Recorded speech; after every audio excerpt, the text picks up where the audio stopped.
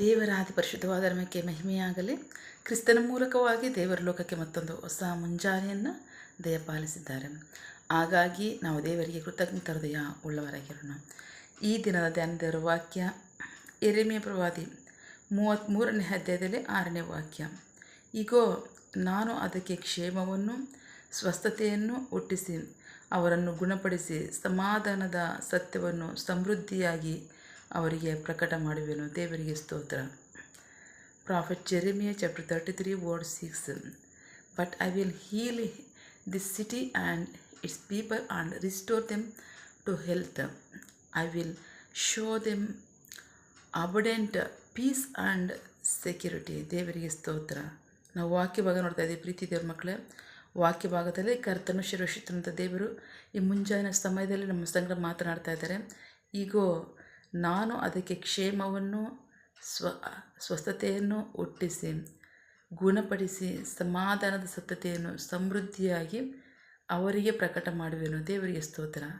ಯಾಕೆ ಇಂದಿನ ವಾಕ್ಯದಲ್ಲಿ ಹೇಳ್ತಾ ಇದ್ದಾರೆ, ಖಚಿತವಾಗಿ ಇಂದಿನ ವಾಕ್ಯದಲ್ಲಿ ಹೇಳ್ತಾ ಇದ್ದಾರೆ, ನಾನು ಅವರ ಅಕ್ರಮಗಳ ನಿಮಿತ್ತವಾಗಿ ಅವರಿಗೆ ನನ್ನ ಮುಖವನ್ನು ಮರೆ ಮಾಡಿದ್ದೇನೆ. ಆದರೆ ನಾನು ಅವ್ರನ್ನ ತಿರುಗಿ ಪುನರ್ಸ್ಥಾಪಿಸ್ತೇನೆ. ಏನು ಮಾಡ್ತೇನೆ? ತಿರುಗಿ ನಾನು ಅವ್ರನ್ನ ಕಟ್ತೇನೆ, ನಾನು ಅವ್ರನ್ನ ಕ್ಷಮಿಸ್ತೇನೆ, ಅವ್ರನ್ನ ತಿರುಗಿ ನಾನು ಶುದ್ಧ ಮಾಡಿ ಅವರಿಗೆ ಸಮಾಧಾನವನ್ನು ಸೌಖ್ಯವನ್ನು ನಾನು ಕೊಡ್ತೇನೆ. ದೇವರಿಗೆ ಸ್ತೋತ್ರ. ಯಾವಾಗ? ಬಹಳ ಪ್ರಮುಖವಾಗಿ ದೇವರು ನಮ್ಮ ಪ್ರತಿ ಕಾರ್ಯಕ್ಕೋಸ್ಕರ ನಮಗೆ ತೀರ್ಪು ಮಾಡ್ತಾ ಇರ್ತಾರೆ. ಪ್ರತಿ ಕಾರ್ಯಕ್ಕೋಸ್ಕರ, ನಮ್ಮ ಪ್ರತಿ ಮಾತುಗೋಸ್ಕರ, ಪ್ರತಿ ಕಾರ್ಯಕ್ಕೋಸ್ಕರ ದೇವರು ನಿಶ್ಚಯವಾಗಿ ನಮಗೆ ತಕ್ಷಣವೇ ತೀರ್ಪು ಮಾಡ್ತಾ ಇರ್ತಾರೆ. ನಾವು ಸಮಸ್ಯೆಗಳನ್ನ ಅನುಭವಿಸ್ತಾನೆ ಇರ್ತೀವಿ. ಆದರೆ ದೇವ್ರು ಹೇಳ್ತಾರೆ, ನಾನು ತಿರುಗಿ ಪುನರ್ಸ್ಥಾಪಿಸ್ತೇನೆ. ಯಾವಾಗ? ನಮ್ಮಷ್ಟಕ್ಕೆ ನಾವೇ ಇದ್ದಾಗಲಲ್ಲ. ಓಷಯ ಪ್ರವಾದಿ ಪುಸ್ತಕದಲ್ಲಿ ಹೇಳ್ತಾ ಇದ್ದಾರೆ, ನನ್ನ ಜನರು ತಮ್ಮ ಅಪರಾಧಗಳನ್ನು ಒಪ್ಪಿಸಿ ಆರೈಕೆ ಮಾಡಿ ನನ್ನ ಮುಖವನ್ನು ಹುಡುಕುವವರೆಗೂ ನಾನು ತಿರುಗಿ ಅವ್ರನ್ನ ಪುನರ್ಸ್ಥಾಪಿಸ್ತೇನೆ. ದೇವರಿಗೆ ಸ್ತೋತ್ರ. ಯೆರೂಸಲೇಮಿನಲ್ಲಿ ಎಷ್ಟೋ ಗೌರವದಂತಹ ಕೇಡುಂಟಾಗಿದೆ, ಆದರೆ ಅವ್ರು ಹೇಳ್ತಾ ಇದ್ದಾರೆ, ನಾನು ತಿರುಗಿ ಪುನರ್ಸ್ಥಾಪಿಸ್ತೇನೆ ಅಂತ. ಯಾಕೆ ಅಂತಂದರೆ ಅದರಿಂದ ನನಗೆ ಮಹಿಮೆ ಉಂಟಾಗುತ್ತೆ, ನನಗೆ ಕೀರ್ತಿ ಉಂಟಾಗುತ್ತೆ.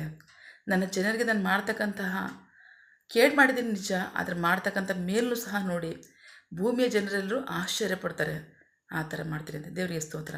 ಎಲ್ಲರಿಗೂ ಅಷ್ಟೇ, ಅವರು ನ್ಯಾಯಾಧಿಪತಿಯಾಗಿದ್ದಾರೆ, ನಮ್ಮ ಪ್ರತಿ ಕಾರ್ಯಕ್ಕೋಸ್ಕರ ನ್ಯಾಯ ತೀರಿಸುವವರಾಗಿದ್ದಾರೆ. ಹಾಗಾಗಿ ನಾವು ಅಪರಾಧಗಳನ್ನ ಒಪ್ಪಿಸಿ ಅರಿಕೆ ಮಾಡೋದಾದರೆ ದೇವರನ್ನ ಪುನಃಸ್ಥಾಪಿಸುವವರಾಗಿದ್ದಾರೆ. ದೇವರಿಗೆ ಸ್ತೋತ್ರ. ನಾವು ಪ್ರಾರ್ಥಿಸಿಗಳನ್ನು ಸಕಲ ಸೃಷ್ಟಿಕರ್ತನೆ, ಸರ್ವಾಧಿಕಾರಿಯೇ, ಸಾರ್ವಭೌಮನೇ, ಉನ್ನತನೇ, ಮಹೋನ್ನತನೇ, ಮಹಾಪರಿಶುದ್ಧನೇ, ಪ್ರೀತಿ ಸ್ವರೂಪನೇ, ನೀತಿವಂತನೇ, ಅಧಿಪತಿಯೇ, ಸೇನಾಧೀಶ್ವರನೇ, ಇರುವಾತನೇ, ಸರ್ವವ್ಯಾಪಿ ಸಪ. ಇದೇನು ವಾಕ್ಯಗಳ ಮೂಲಕವಾಗಿ ನಮ್ಮ ಸಂಗಡ ಮಾತಾದಂತಹ ನಿಮ್ಮ ಪ್ರೀತಿಗಾಗಿ ನಂಬಿಗಸ್ತಿಗೆ ನಿಮಗೆ ಸ್ತೋತ್ರ. ವಾಕ್ಯ ಭಾಗದಲ್ಲಿ ಸಪ ಮುಂಜಾನೆ ಸಮಯದಲ್ಲಿ ಮಾತನಾಡ್ತಾ ಇದ್ದೀರಾ. ಈಗೋ ನನ್ನ ಜನರನ್ನು ನಾನು ತಿರುಗಿ ನಾನು ಅವ್ರಿಗೆ ಕ್ಷೇಮವನ್ನು ಸ್ವಸ್ಥತೆಯನ್ನು ಹುಟ್ಟಿಸ್ತೇನೆ. ಅಷ್ಟು ಮಾತ್ರ ಅಲ್ಲ, ಅವರ ಗಾಯಗಳನ್ನು ಗುಣಪಡಿಸ್ತೇನೆ, ಅವ್ರಿಗೆ ಸಮಾಧಾನವನ್ನು ಸೌಖ್ಯವನ್ನು ಸಮೃದ್ಧಿಯಾಗಿ ನಾನು ಕೊಡ್ತೇನೆ ಅಂತ ಹೇಳ್ತೀರ. ಅದಕ್ಕಾಗಿ ಸ್ತೋತ್ರ. ಕರ್ತನೇ, ನಂಬಿಗಸ್ತನ ದೇವರೇ, ನಿಮಗೆ ಸ್ತೋತ್ರ. ನಿನ್ನ ಜನರನ್ನು ಅಪ್ಪ ಕ್ಷಮಿಸಿ ಅವ್ರನ್ನ ಶುದ್ಧಿಪಡಿಸಿ ಅವ್ರಿಗೆ ಸ್ವಸ್ಥತೆಯನ್ನು ಕೊಟ್ಟು ತಿರುಗಿ ಕಟ್ಟಿ ನಿಮಗೆ ಮಹಿಮೆಯಾಗಲಿ, ನಿಮ್ಮ ಜನರಿಗೆ ಆಶೀರ್ವಾದವಾಗಲಿ. ಆಮೇನ್. ನಿನ್ನ ಜನರು ಕೈ ಮಾಡ್ತಕ್ಕಂಥ ಕೆಲಸವನ್ನು ಆಶೀರ್ವದಿಸು, ಅವರ ಅವಶ್ಯಕತೆಗಳನ್ನ ಅಗತ್ಯಗಳನ್ನ ಪೂರೈಸಿ, ಕೊರತೆಗಳನ್ನ ನೀಗಿಸು. ಆಮೇನ್.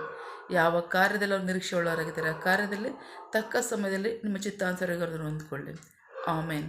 ನೀವು ಹಾಗೆ ಮಾಡೋ ಪ್ರೀತಿಗಾಗಿ ನಂಬಿಗಸ್ಗೆ ನಿಮಗೆ ಸ್ತೋತ್ರ. ಪ್ರಾರ್ಥನೆ ಕೇಳಿದ ಪ್ರೀತಿಗಾಗಿ ನಿಮಗೆ ಸ್ತೋತ್ರ. ನಮ್ಮ ಪ್ರಾರ್ಥನೆಯನ್ನು ನಮ್ಮ ರಕ್ಷಕನಾಂತ ಯೇಸು ಕ್ರಿಸ್ತರ ಅತಿ ಪರಿಶುದ್ಧವಾದ ನಾಮದಲ್ಲಿ ಪ್ರಾರ್ಥಿಸಿ ನಿಮ್ಮ ಪಾದಗಳು ಸಲ್ಲಿಸಿ ನಾವು ಬೇಡುವಂತಿದ್ದೇವೆ ನಿಮ್ಮ ಜೀವೋಡ ತಂದೆ. Amen. God bless you all. ದೇವರು ತಾನೇ ಇದರ ವಾಕ್ಯಗಳ ಮೂಲಕವಾಗಿ ನಮ್ಮ ಸಂಗಡ ಮಾತನಾಡಿದ್ದಾರೆ, ನಮ್ಮನ್ನು ಆಶೀರ್ವದಿಸಿದ್ದಾರೆ. ಆಮೇನ್. All the best.